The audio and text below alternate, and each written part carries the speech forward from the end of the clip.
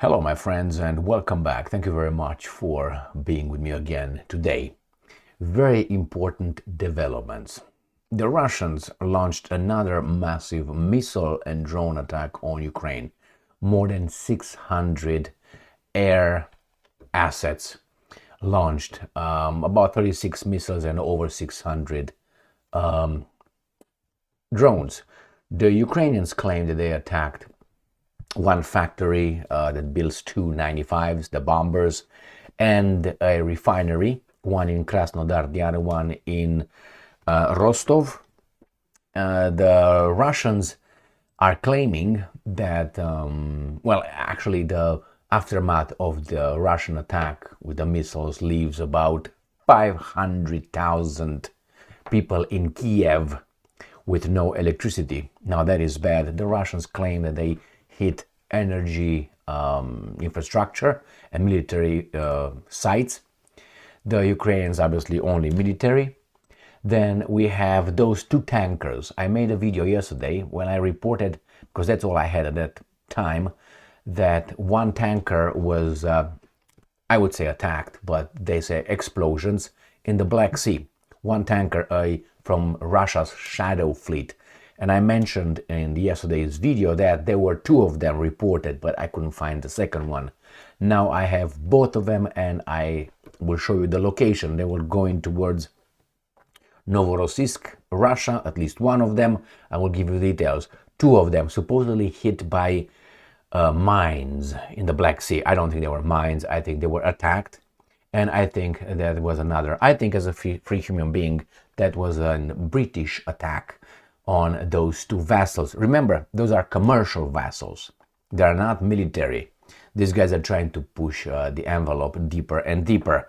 Why do I say these were attacks and it was not just mines? Because in yesterday's attack, I haven't read the article for the second attack, was hit in the engine room. That is in the back. So I'm sorry, that's exactly where you want to hit a vessel if you want to stop it and sink it, in the engine room. You don't hit in the front or anything, and if you hit the mine, usually hit it as you go. This one hit him right to the side in the back. So we're going to discuss that one too. Well, where is Mr. Yermak? I said that Yermak is going to take the money and fly to London, or maybe he's going to stay in Ukraine a little bit longer when these guys are going to put a net around, or not a net, the noose around his little fat neck. He's going to be going to London. Well, I'm going to tell you exactly where he says he's going, and I don't believe that squat. The Russians, or at least one Russian, says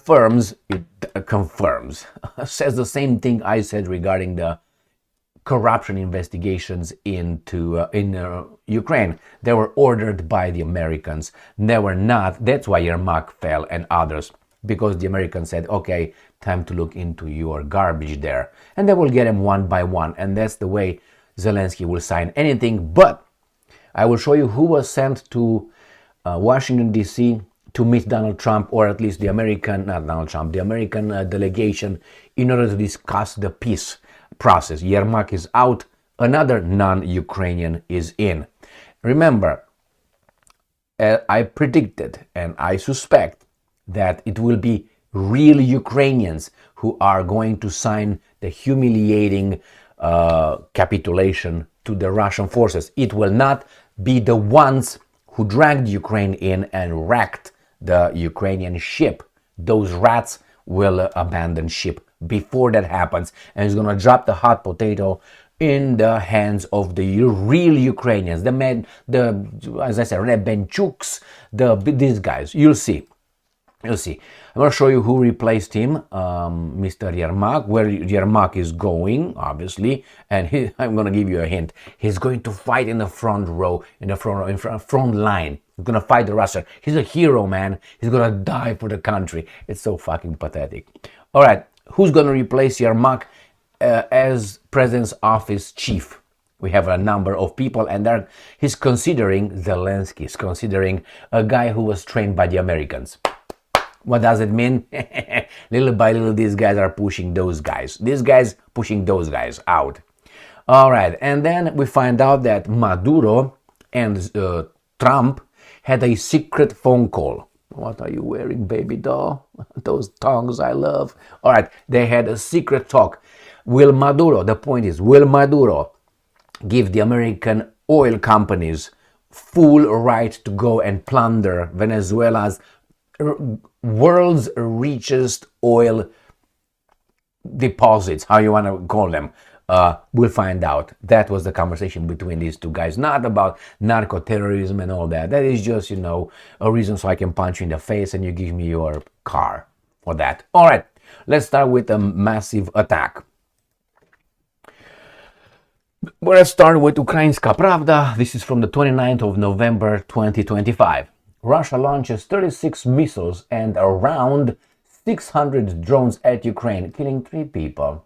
Zelensky, the big liar, tell us. Now, the big liar, because he's telling us that the Russians hit only civilian infrastructure and the Ukrainians hit the military infrastructure.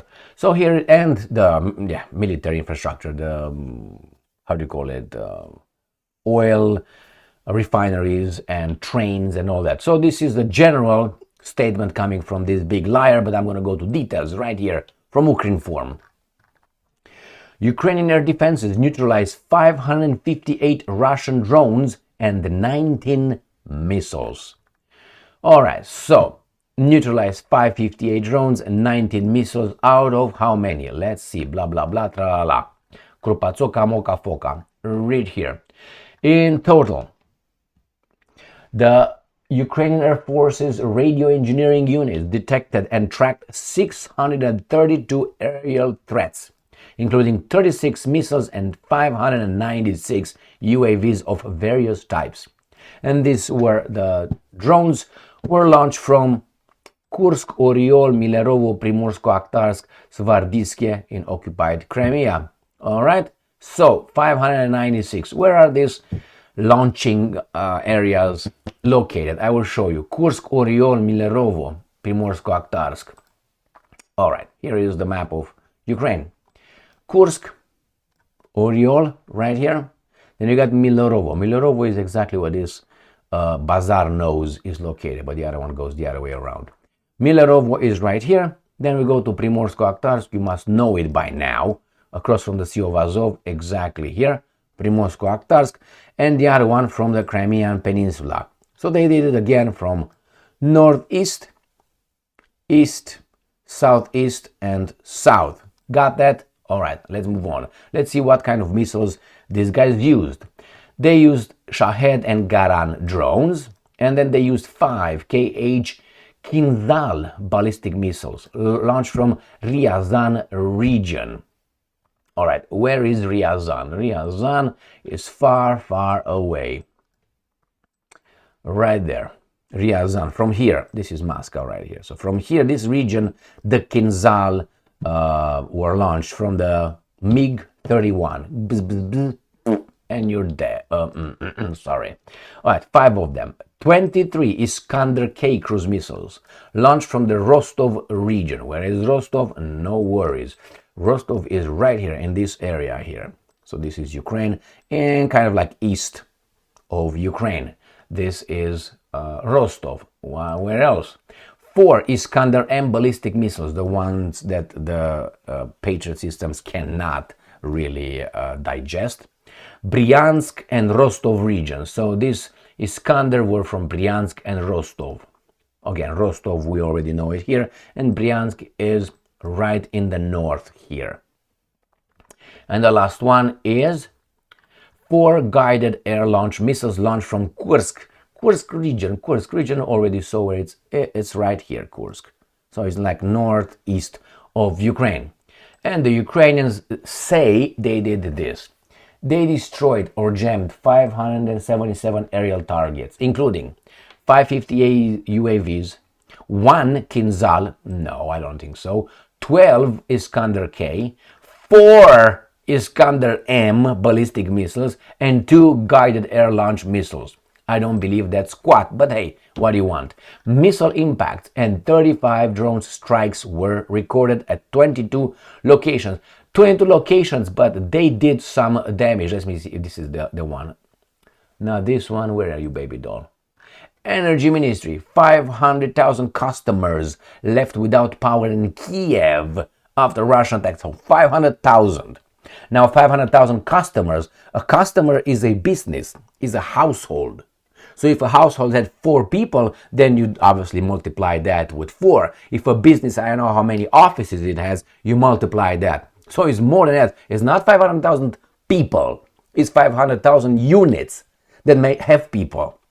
Right? And they tell me that how many missiles they say they went.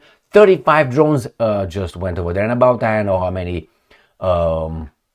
36 missiles, and they say they destroyed 13, 17, 18, 19, 19. So about what? About 14, 15, no, 17 missiles hit the targets or something, right? Okay, good for these guys. Do you believe it?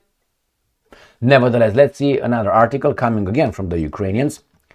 Ukraine Air Force, 577 Russian aerial assets downed, hits reported at 22 locations. This is the same information from these guys. Debris, Pakataka, 36 missiles, the same information, the same article. Let's see what the Russians are saying about this. Sputnik. Russia launches massive strike on Ukrainian military industrial enterprises. What did Zelensky say? Right there. Three people. And they're just what? All right, let's see. Infrastructure and civilian facilities. The main targets of the attack were energy infrastructure and civilian facilities, with extensive damage and fires in residential buildings. This is what Zelensky claimed about the Russian attack. The Russians say, no, we just destroyed Ukrainian military industrial enterprises. They all lie, but hey, let's move on. This is what they say. In response, and I'm quoting, to Ukraine's terrorist attacks on civilian targets in Russia, the Russian armed forces launched a massive strike with high-precision weapons and unmanned aerial vehicles on Ukrainian military-industrial complex, enterprises, and energy facilities that support their operation. And they say the goals of the strike were achieved, and all designated facilities were hit. All right, good for you. Next one. Ukrinform, Russians attack energy facilities in Kyiv and 5 regions. So what are the regions? Kyiv, Chernihiv, Sumy, Poltava, Kharkiv.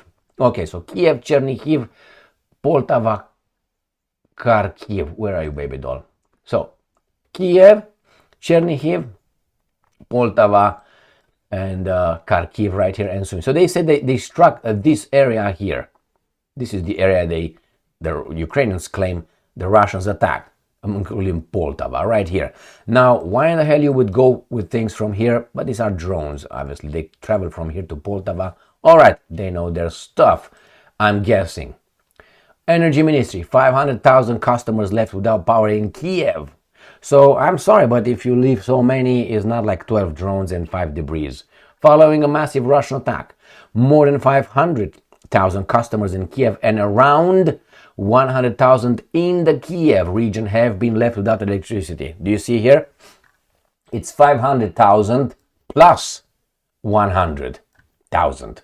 So that's at least, because it says more than. All right. So it's more than 600,000 units were left without power, including, they say, 8,000 in Kharkiv region. Kharkiv region is right here where these guys are taking a shit in Kupiansk. All right, let's go and see what's next. The Ukrainians, on the other hand, show their own teeth, if you know what I mean. All right. Drone strikes. Afipsky oil refinery in Russia's Krasnodar region. I will show you where that is located. And that's one. And the other one is right here. Ukraine strikes in Russia's sparks blaze at 295 plant and Afipsky refinery. General staff. I will show you where both these plants are. Afipsky is, let me show you, they say, is next to Krasnodar. So one is Taganrog in Rostov. This is the 295 strategic bombers and A-50 airborne. Okay, this is located right here by Rostov on right here. Taganrog, right here. So this is where these guys struck. You have here 1, 2, but let me show you something else. Here we go there. Yeah, this is the refinery in Krasnodar Krai in Afipsky. So this is the other target. But I'm gonna go back to Taganrog. Let's see what they have over there. So this is one by Krasnodar Krai. Krasnodar, I'm sorry, right here. Right, and the other one is located right here. And I saw there some airfields. Yeah, that's exactly what I want to see. Oh my shit. Oh, you. Okay, but these are just they seem to be civilian. I don't think they are military, but because I don't see civilians, I don't see any spy planes there. But that's one, and let's go to the other one, which is south down here. All right, and what? These are the ones. See, these are this is 295, the one that these guys said they attacked. They are the strategic bombers, and these are the spy planes, or reconnaissance as they call them. Okay, I think it's A50. They're called A50, and the other one's 295.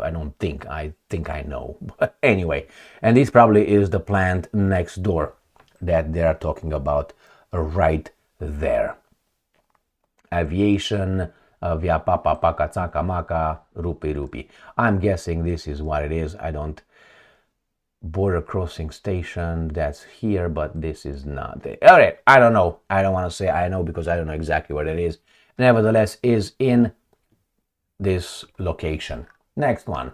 Let's see what else we have. This is it. 2 sanctioned tankers hit by explosions, says Türkiye.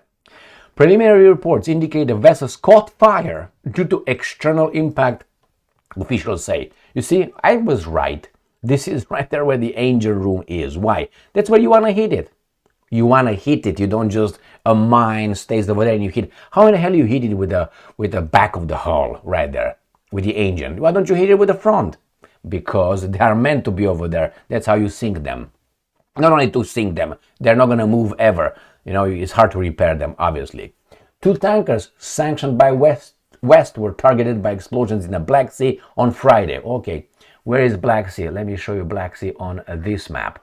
All right, this is the Black Sea. I will show you a better thing than that. So what happened? These tankers were coming from the Mediterranean, let's say the Atlantic Ocean, through Gibraltar, Pakataka, this British colony right here. But hey, the Russians are the imperialists, not the English. No. That belongs to Great Britain, to England, just so you know. Just so you know, all right? So they came here, went to the Aegean Sea by Greece and entered in Dardanelles Straits, went into Sea of Marmara and went to Bosphor. Or Bosphorus. Bosphorus got you into Black Sea. Now, Ukrainska Pravda is right here. NATO is right here and right there, okay? So these guys were going towards Novorossiysk right here. And they were going quick. All right? So this is what happened. And let's see. I know one was struck somewhere in this area. So let's see what these guys are telling us. We're going to tell us where. This is the Kairos. Gambian flagged vessel. Gambia. Do you know Gambia has vessels? You know, it's just a cover up. Vessel bound for the Russian port of Novorossiysk caught fire 28 nautical miles, 51 kilometers off Turkey's coast due to the unspecified external factors. The Turkish the 25 crew members, most of them Chinese, on a Gambian ship owned by the Russians or something. Oh my God. Have been rescued by Turkish Coast Guard. All right, so external impact, and they say it was the right there in the engine, and this seems to be right there. All right, so there's Chukamak. I'm speaking Turkish here. All right, so where is that located? Right here. This is it. It's just a little click, clock, cluck. That little thing. They tell us Kairos Tankeri Novorossiysk. Okay, now. They don't tell us but I'm here. This is the Bosphorus Strait. This is Constantinople. That's for the Greeks. It's Istanbul. They get out, you see this the traffic, so this is where it was hit. This little click clock, click clock. Okay, let's find that one. It's not hard. Right there. Click clock, click clock. So this is the Bosphorus, this is the click clock I was talking about, all right? This is where the guys are coming out from Constantinople. All right, and this is where this tanker was fucked. Somewhere in, hurt, right there. All right, let's see if they tell us about the other one. Yep. The second vessel, the Gambian flag tanker Virat, reported a strike 35 nautical miles 65 of the Turkish coast. The ship has communicated it was attacked by drones, according to local media. Attacked by drones. And again, look where it was. Again, boom, and the back right there. And it's on top. It's right there over. It's not in the water, it seems like, and it's another one right there. Where did that happen? Again, Beglayut or something, right there. It doesn't tell us where exactly that happened. But let me see if I find Beglayut or whatever that is. Gotlayut, Gobalagalyut. Okay, let's see. Yeah, I found them right here. And this is Baskurt, right here. Baskurt, and the other one is Doganyurt, right here. So that was hit in this area. Where that's located? Right there in the middle, right here. One over here and the other one over here. The second one over here going to wherever. And on the map, you can see the Bogolyukurt, then Garikudukurt, whatever it is, and you get it right here where it was struck. All right, we got that covered. Who did it? I think it was the Brits helping the Ukraine, using the Ukrainians. And remember, these were civilian vessels, commercial vessels, not military vessels. Remember Nord Stream 1 and Nord Stream pipeline? I think it was blown up by the Americans. I think, as a free human being, I don't know, I'm just saying, by the Americans and the Brits, with the help of the surrounding vassal states over there. The same here. They are doing that around their own coast. Why own coast? Turkey is a NATO member state, remember. All right, let's go to the second one and find out who ordered the investigation in corruption cases in Ukraine. And it's not hard to figure it out, because I think that as a normal human being, if I support you to do something for me, I want to see where the money goes, or my support. Here, it doesn't mean this is true, but that's what I said, and I keep it up.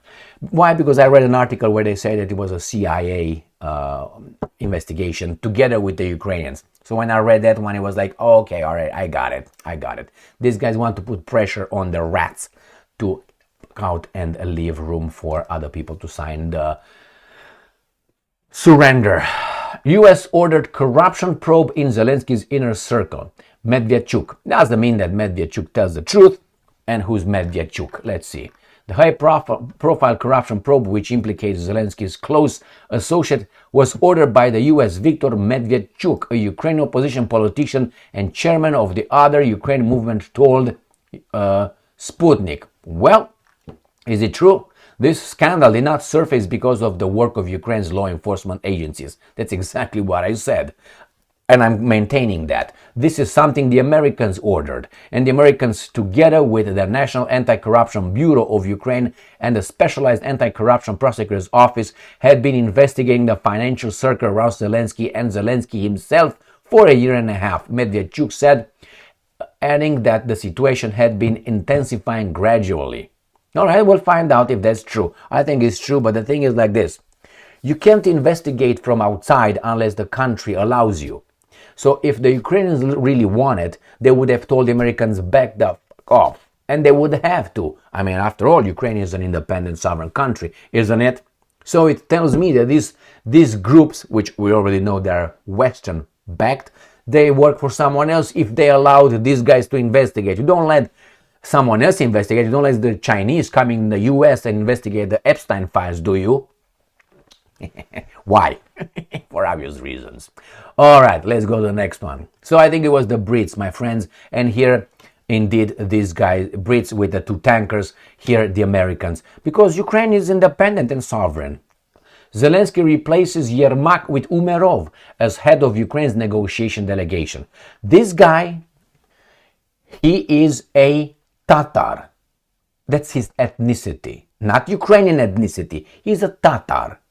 And he heads to Washington, D.C., all right, to the Americans, to discuss Ukrainian nation's faith, this guy. Why? Because it seems like the Ukrainians don't know how to do it. They need a Jew, they need a Tatar, they need all these guys, a Russian, Svyrydenko. Supposedly the guy in charge of the Ukraine military, he's Russian. Ethnic Russian, he identifies that ethnic Russian. So you got a Russian, you got a Tatar, you got many of them overrepresented, mind you. And how many Ukrainians you have? They just pushed her now, the prime minister, after Zhmyhal moved somewhere else to the defense department because of money and all that. He knew where the money, smelled the money, right? They were like, money 50 miles away from here. I can smell that. Here I go. Keep it like a rat. Anyway, that's the one. And then you got what? You got Svyrydenko, the foreign minister, who was not the foreign minister because Yermak was the acting foreign minister. You got Budanov, who's a CIA agent right there, trained and over there. And who else you got? You got some Podolyak and other little low-rank advisors. And the rest, boom, boom, and this, what's his name? Have you seen Pinocchio?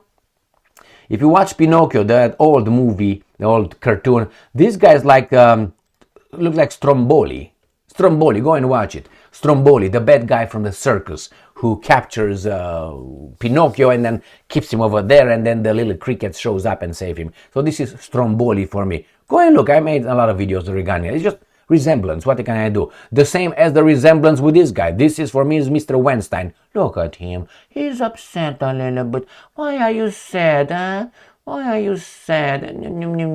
Come on. What's wrong with that round face?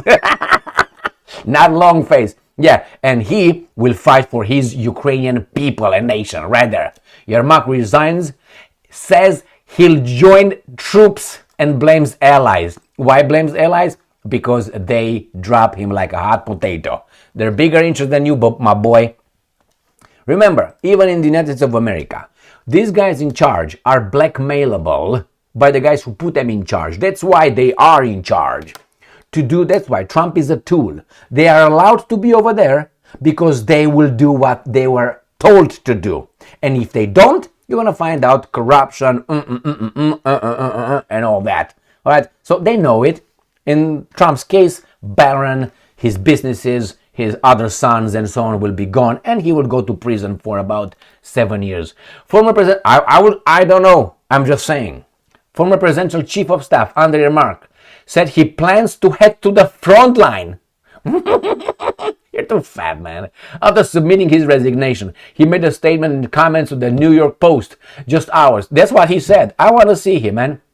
I want to see him. In a message sent to reporters, Yermak said he was ready for any consequences and described himself as an honest and decent person. According to what standards, my boy? I mean, really, if we use the same standards, Adolf could fall in this category, as you say.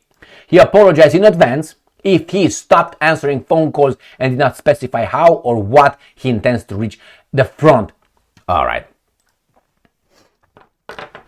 Maybe he knows that he's got two options, death and death. So he said, instead of getting these guys to hang me in Ukraine, I go over there and I die like a hero. All right? He's not going to go. I tell you this, Yermak will not fight in the front line. He's going to maybe go over there to wash his face, but I think from there, he's going to, you know what's going to happen? Maybe he's going to be dying on the front, and we find out in 20 years that he was in London all along. All right, he's going to the front. To do what? He's going to be a target like this. Hey, Yermak is here. Did I hit him? Oh, yeah, you hit him. It's right there. No. He's here. Either he's going to be losing his tracks, and Yermak died, you know, like Hitler died. And they took the picture of that dead body. Remember that one with the Soviets? Yeah, that's Hitler dead over there. And you're gonna find Yermak, a skinny, handsome guy, because he can take it. Alright, let's go to the next one. Who could be replacing Yermak as the Zelensky's chief of staff? Zelensky considered him Palisa for chief of staff. This is the American train, just so you know. I don't know if he's I suspect he is not a bazaar guy, but I'm waiting. Why? Look at him. Anyway, look at that guy and look at, where are you, boy? Oh, are you upset, man? What's wrong with you? And this guy, okay, it's a little bit different. This looks European to me. But anyway, let's move on. President Zelensky is considering Ukrainian Armed Forces Colonel Pavlo Palisa, PP. And I saw Pavlo, I said, are you Polish, Pavlo? As the next head of presidential office. And we find out this guy is from Lviv. Lviv is in the western part of Ukraine, owned by the Poles. And the Poles want it back, right there. This is the area. This is Poland über niemals. Alright? So, where is he? And we find out that this guy is... Palisa interrupted his studies at the US Army Command and General Staff College. So he was trained by the Americans in June 2022. The American institution awarded him a diploma to a standing ovation, but he interrupted the studies. So how did they do that? Doesn't matter, let's move on. Like the same thing happens to you. You interrupt studies, but they give you a diploma. In January 2023, he was awarded the Order of Bohdan Khmelnytsky, a third class. In November 2023, he also received the Cross of Military Merit. Good job. And he also are four candidates, key candidates. Yulia Svyrydenko, Ukraine Prime Minister, know nothing. Mikhailo Fedorov, First Deputy. Kirilo Budanov, I don't think so, head of Ukraine's AGR intelligence agency. Denis Shmyhal, another Jew, defense minister. Now, question for you. Why would let's say I'm Budanov, head of the Ukraine intelligence agency, military intelligence agency. I have so much information on you, like, what's his name? Herbert Hoover. I have you in my ass pocket, because he was a, you know what I mean? Okay, I'm talking about Hoover, right? So, why would I want to go to be the advisor, not to be the chief of the office? Why do I want to be a chief of the office? What do I have? If chief of the office has so much power as Yermak had, then yes. But he was dismissed overnight. I don't want to do that. I want to be in charge of the intelligence because I know shit and I can fuck you up. And we got weapons too. So that adds to the whole flavor. That's what I want to be. Not even a general in the intelligence. That's where I want to be. Why? I know everything about everybody. And I play a role much more important than the chief of staff of Zelensky's time. Alright, and you saw that guy was decapitated, bang, overnight at the orders of the Americans, I suspect. And let's see, again, here you have him. The Ukraine sends Umerov to Florida for talks with Trump's allies after Yermak resignation. Okay, the Tatar replaces the Jew. What's new? It's a rhyme for you. The Tatar replaces the Jew. What's new? There you go for you. All right, here. Trump and Maduro spoke in secret phone call, New York Times. Do you think the New York Times, how do you think these guys know this information? Do you think they just have people who... These guys are working for them. This is the guys in charge of US publications. The leaders of the US and Venezuela reportedly discussed a meeting to defuse military tensions. I tell you what's going to happen. Now, Trump accused Maduro of leading cartel de los Soles with the designated narco-terrorist. He said ridiculous lie, but nothing happened. Maduro ordered military build-up and replacing pop. The point is this: if Venezuela had zero oil or this much oil, you would not hear about Venezuela ever. You would hear about the exotic dancers and some music and some football and okay, but other than that, I'm not looking down on the people of Venezuela. This is what they... Ask an American what he knows about Romania. Oh, Nadia Comaneci and Dracula and maybe Ceausescu, and maybe Hagi, some of them, but not even Hagi. The three, Ceausescu, Nadia, and Dracula. Jesus Christ. But hey, I understand that. US is a big country, but it doesn't stop you from reading, all right? And enhancing your horizon. I understand. If you ask me about, tell me 3 people about Indonesia, all right, why? Not interested. The same here. So I understand that. So again with Venezuela, if Venezuela would not have oil, no news about Venezuela. The fight is, I want your oil. And Maduro said, you gotta pay. No, I want to take it. Well, you gotta pay. How much? Well, this much. It's too much. I want it for free, man. That's the conversation. That's the conversation went over the phone.